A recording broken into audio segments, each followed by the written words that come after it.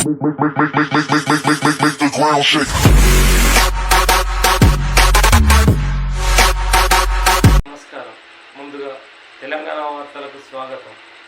మాకు ఇబ్బంది అయితే సెక్రటరీలకు అని చెప్పేసి ఇందిరమ్మ కమిటీ సభ్యులకు కూడా పిలిపించారు సారు. ఈ గైడ్లైన్స్ ప్రకారం మీకు 24 మా విలేజ్కి 24 శాంక్షన్ అని అవి మీరు సార్ట్అవుట్ చేసి లిస్ట్ ఇవ్వాలమ్మా అని చెప్పినప్పుడు ఏ రకంగా చెప్పారు, ఒక ఫ్యామిలీలో ఒకరికి 5-6 ఉన్నా కానీ ఒకటే ఇస్తారు.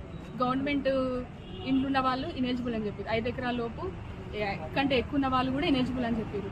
అండ్ ఇంకా ఆ ఇంట్లో 4 కంటే ఎక్కువ ఫ్యామిలీ ఉంటే ఎవరికో ఒకరికే వస్తుందని చెప్పారు. ఈ గైడ్లైన్స్ ప్రకారం నేను ముందు నుంచి చెప్తూనే ఉన్నా. ఫస్ట్ లిస్ట్ ప్రిపేర్ అయ్యేటప్పుడు కూడా వీళ్ళు ఉంటారని చెప్పి క్లియర్గా చెప్పిన. అడిగిండు ఓకే శ్రీకాంత్ గౌడ్ నా పేరు పెట్టానన్నాడు ఫస్ట్ ఎలిజిబుల్ లిస్ట్ ఇచ్చినప్పుడు.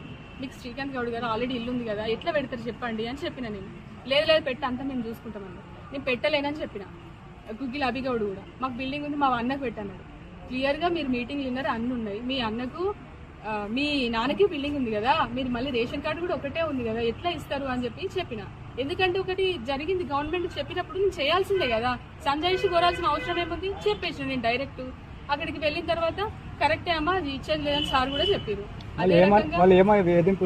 వేధింపులకు గురే అంటే ఇప్పుడు ఆ లిస్టు మేమే ప్రిపేర్ చేస్తాం, నువ్వు ఇన్వాల్వ్ కానవసరం లేదు, వెళ్ళిపో నువ్వు జీప్లోకి వెళ్ళంటే ఆ రోజు మొత్తం రేపు సాటర్డే రోజు ఫ్రైడే రోజు అనుకుంటా ప్రైమరీ స్కూల్లో పోయి కూర్చున్నాడు. ఇతనేమో చెక్కులు రాయమంటాడు, వాళ్ళేమో కమిటీ అంటారు. పైనుంచి మీ రిపోర్ట్ ఇంకా రాలేదేమో అని పై అధికారులు ఏమి వెంటనే సార్ కూడా చెప్తున్నారు, సార్ వీళ్ళు లిస్ట్ ఇవ్వట్లేదు, ఎట్లా సార్ మన లిస్ట్ వాళ్ళ దగ్గరనే ఉంది, వాళ్ళే ఫైనల్ చేస్తామంటున్నారు, నీకు సంబంధం లేదని మాట్లాడితే ఇప్పుడు నన్ను ఏం చేయమంటారు అని అంటే, సరే వాళ్ళనే ఇవ్వమంటే సాయంత్రం ఈవినింగ్ పోయి ఇచ్చొచ్చారు సార్కు. అన్ని ఏమో రాసేసి లిస్ట్ ఇలా చూడని కూడా ఇవ్వలే. ఎందుకంటే ఇటు ఇంకుడు గుంతల విషయం ప్రెషర్ అవుతుంది, ఇటు మానసిక క్షోభకు గురి చేస్తున్నారు. ఇట్లా 1.5 అవర్ నుంచి 1 ఇయర్ నుంచి స్ట్రగుల్ అవుతూనే ఉన్నా. ఇంట్లో చెప్తే అన్నులలో అట్లనే ఉంటుంది, చేసుకోవాలి. ఎందుకంటే మా చెల్లె గవర్నమెంట్ జాబే, మా అమ్మ గవర్నమెంట్ జాబే, నేను గవర్నమెంట్ జాబే, ఎందుకు పోగొట్టుకోవడము, సర్వీస్ చేయాలని నేను కూడా అనుకుంటున్నా. కానీ ఇలాంటి ఇబ్బందులు ఉన్నప్పుడు, ధర్మానికి న్యాయం లేనప్పుడు నేను ఎందుకు చేయాలని అనుకున్నా. కాబట్టి ఇంట్లో ఒప్పుకోరు, ఇట్లా ఒప్పుకోరు. ఆ వేదన భరించలేకనే నేను ఆ రోజు మండే రోజు ఎగ్జాక్ట్ నేను జీపీకి వెళ్ళి మా పంప్ ఆపరేటర్ బాలరాజుకు అన్ని తాళాలు అవి అప్పచెప్పిన. ఎందుకు మేడం ఇట్లా ఇస్తున్నారంటే, ఏం లేదు నేను ఊరుకోతున్నా అని చెప్పిన. ట్రాన్స్ఫర్ లెటర్ కూడా అక్కడే రాసుకున్నాను, ఎందుకంటే నేను వెళ్ళిపోతే ఊరికి ఇబ్బంది ఉండదు, మళ్ళీ సర్వీసు ఇబ్బంది అవుతుందేమోనని లెటర్ రాసి నేను వచ్చేసిన. ఇక వాళ్ళకి తాళాలు అప్పచెప్పి నేను బండి తీసుకొని 6లకు వచ్చేసి అక్కడ పెట్టేసి నేను బస్సు ఎక్కేసిన. నాకు ఎదురు ఏ బస్సు ఉంటే ఆ బస్సు ఏంటి లెటర్ వాట్సాప్ లో పెట్టిన. నేను ఎవరికి నేను చేయలేను సార్, నేను మానసిక క్షోభ భరించలేకపోతున్నా.